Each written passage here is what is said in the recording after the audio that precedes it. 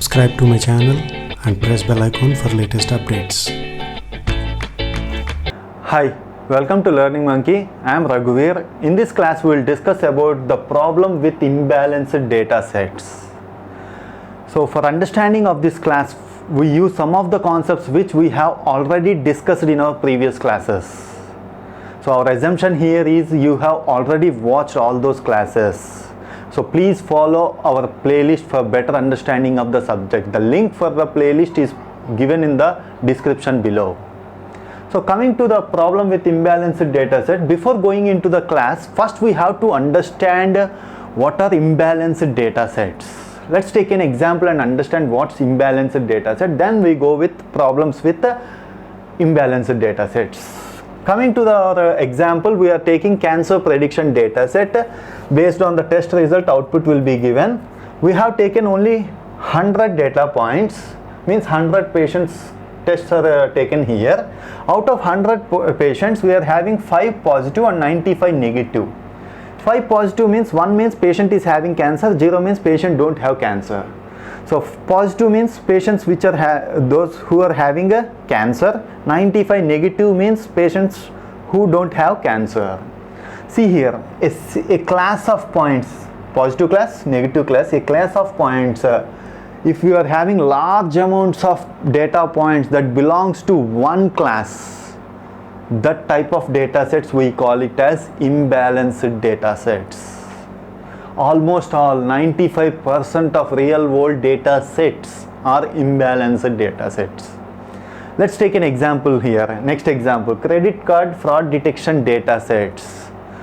If you take credit card transactions out of, let's take 1 lakh credit card transactions. Out of that, how many transactions are fraud transactions? Only 100 to 150 transactions are fraud transactions. Remaining all are genuine transactions.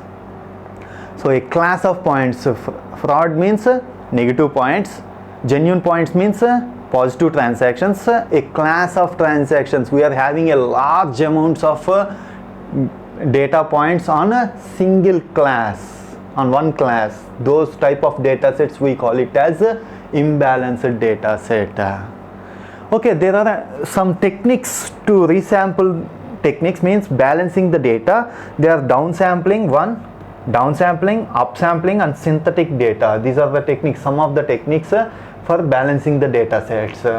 What are these? Let's take an example and understand what these techniques are. Let's take 100 data points.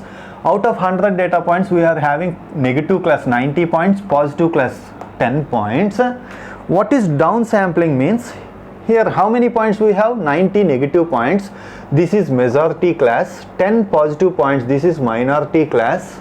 So take out 80 data points from majority class. How many points we will have? 10 data points we will have. We are taking out 80 points from the majority class. Then we are balancing the data. But we don't use this technique most of the times because see, we are taking out 80 points, means we are taking out the data. What we learnt in our previous classes, we need large amounts of data for our machine learning models to generalize the data. That's what we discussed in our previous classes. So if we are having millions of data points, then we use this technique, downsampling. Next technique is upsampling. Upsampling means take the majority class and minority class. Take the minority class here, upsampling. Duplicate each point 9 times. So 10 into 9, total we are getting 90 points. 90, 90. Now the minority class becomes 90, majority class we are having a 90. This is way we balance the data. This is one of the way we are using a resampling technique.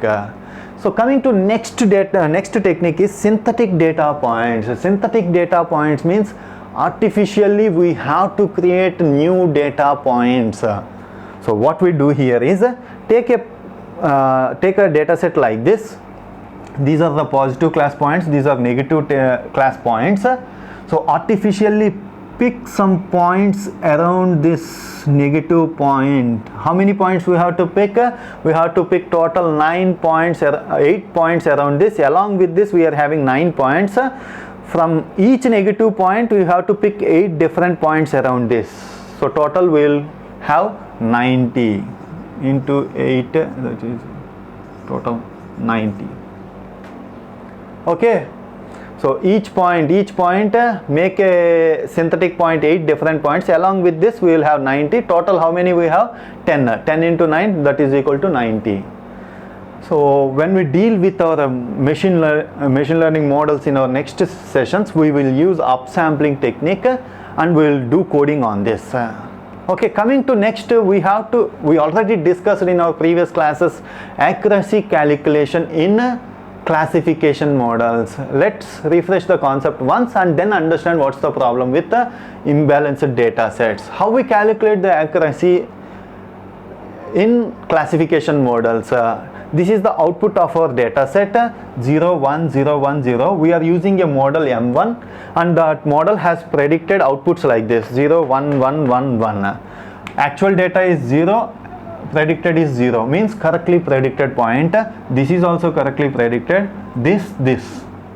So out of 5 data points, how many correctly predicted points are there? 4. So accuracy is equal to correctly predicted data points 4 by 5. This is how we calculate accuracy in classification models. So the problem here is the calculation of accuracy technique. This should not be applied on imbalanced data sets. That's the problem. Let's check why we should not apply this accuracy calculation technique on imbalanced data set. Let's take an example. This is the problem. The above accuracy don't work for imbalanced data set. Let's take an example. 100 data points. Out of that 95 positive class, 5 negative class.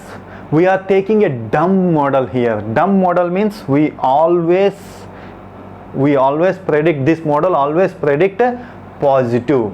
It always give positive. So how many positive points are there? We are having 95 positive points we are having. So what's the accuracy of our model? That is 95%. This is the best accuracy, but we are using what we are using? We are using a dumb model. We are not at all concerned about negative data points. This is the problem with imbalanced data sets. The accuracy model, calculating accuracy like this, we should not use on imbalanced data sets. This is very, very important. In our next couple of classes, we discuss so many concepts required for calculating accuracy in imbalanced data sets. After completion of that, we will go to our first model and we will discuss about our model and we will implement the models. Okay, hope you understand the concept. If you have any questions regarding the concept, please post your questions in the comment section below. Thanks for watching. If you haven't subscribed to our channel, please subscribe to our channel and press bell icon for the latest updates. Thank you.